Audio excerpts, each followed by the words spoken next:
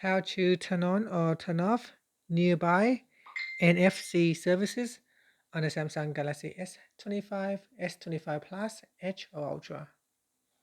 First, tap on the home button to return back to the home screen. Then from the home screen, swipe down at the top to open up Quick Settings. In here, tap on the Settings icon.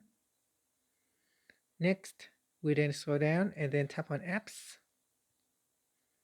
From here, tap on Choose Default Apps at the top. Then scroll down and tap on Wallet app. Next, tap on Other NFC Services. And from here, tap on Nearby. So tap on the Nearby checkbox to select or deselect Nearby. Deselect Nearby for NFC services. So if you want to allow Nearby NFC services, make sure the checkbox is selected. Finally, tap on the Home button to return back to the home screen. Thank you for watching this video. If you find it helpful, please like and subscribe to my channel for more videos.